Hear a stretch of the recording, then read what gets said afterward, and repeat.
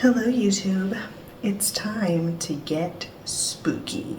It's October, which means it's Halloween season, and every year I make a Halloween dress. I have made 7 of these Halloween dresses, and this year is no different. I got my fabric and I posted a poll on my Instagram to figure out what pattern I should do for this dress, and now it's time to make it. Let's go. First, you're going to need to make some cookie dough because if you're going to gain weight, you should do it before you make yourself some clothes. Then, if your fabric comes with this weird border around the selvage end, you're going to cut that off. And not only because you don't need it, but also because you can use it as a measuring tool if you don't have a measuring tape. The bottom of this skirt is a circle skirt, so you're going to need to measure a couple of things. I recommend just doing the math for this, but if you don't want to do the math, you can take the selvage edge that you just cut up and wrap it around your waist to get that measurement. Then fold it in half and then in thirds so that you folded it into 6 equal segments.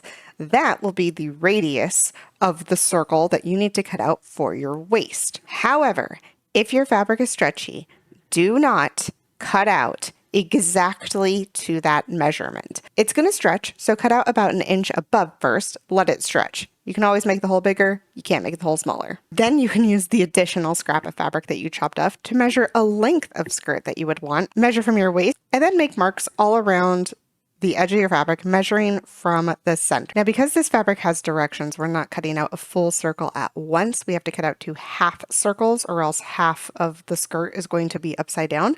So we're just going to cut out 2 semicircles and then use the triangles left over to make pockets. To make the pocket, you're going to take the scrap left over from cutting the circle and place it so that the straight edge aligns to where the seam will connect the 2 skirt pieces together. Then you're going to round off the bottom edge and cut off the excess top. Trace this piece onto the 3 other scraps of fabric and lay them out so that you can see how the pockets attach to the skirt.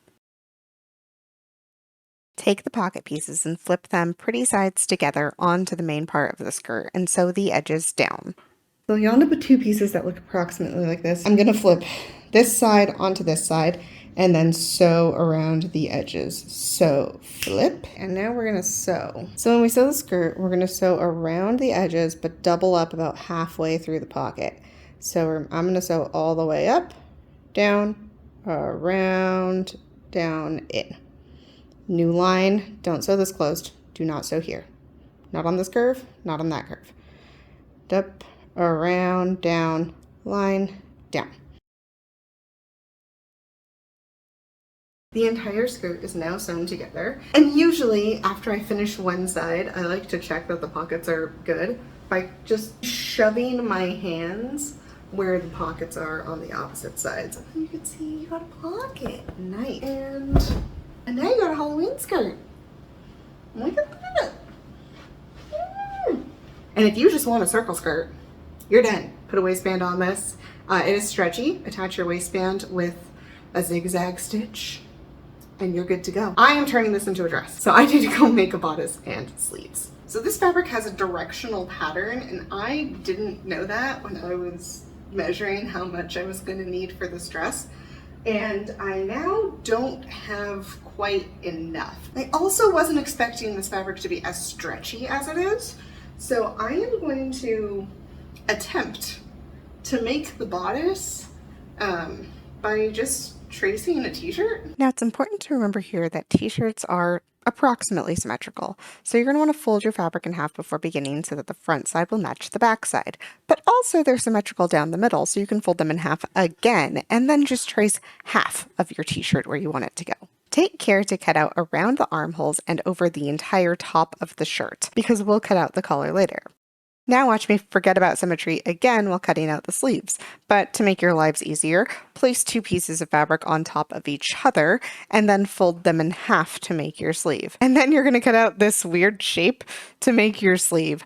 If you want to measure for exact measurements, the middle part of the sleeve should be from the top of your shoulder to the length of your sleeve, and the edges should be from the inside of your armpit to the length of your sleeve, making sure it's the same length. The bottom straight line should be the circumference of the bottom part of the sleeve, and I honestly don't know how to measure the top. I just kind of make this shape and then wing it. If you lay out your pieces like so, you can see how the pieces are going to connect together. First, you'll sew together the top of the shoulders on both of the major bodice pieces. Then I sew the curve of the sleeve into the curve of the armhole. Then you're going to fold the shape around until it looks like a shirt and sew the edges from the sleeve edge up to the armpit down to the bottom of the shirt. Now we get to the part where we need to pin the skirt to the bodice. And I do recommend actually pinning this part. If you are working without a mannequin or a dress form like I am, you can do this on yourself. Just be careful because pins are involved, obviously.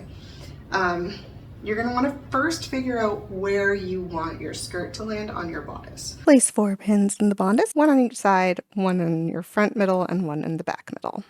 And then you're going to carefully take this off, remembering that there are pins in it. Lay your bodice down on the ground and place your skirt on top of it so that the pretty sides are together. Find the side seams of each and pin the top of the skirt to the pins of the bodice. Then do the same thing with the halfway point of the skirt on the middle pin for both the front and the back. Using the zigzag stitch, sew along the line between the pins to connect the skirt to the bodice. Sew a rolled hem on the sleeve and bottom hem of the skirt, add some bias tape around the collar, and you're done.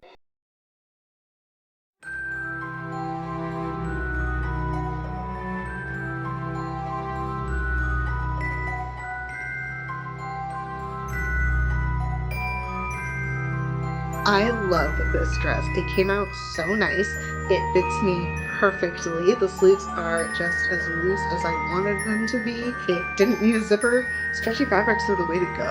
I did have to tack down the bias tape on the collar so that it wouldn't flare out. It was making a weird scoop neck thing when you just sew it on straight. So I sewed it down the back and then I tacked it down on the insides so that it makes more of a pointed V. This dress is fantastic. I love it. I'm gonna wear it every day. In case you're curious, here are all the other Halloween dresses I've made. If you like the patterns of any of them and want to see how they were made, let me know in the comment below and I'll make it again. Or maybe a non-seasonal fabric so I can wear them more throughout the year. If you're new here and you want to stick around, feel free to subscribe. I upload occasionally. Until then,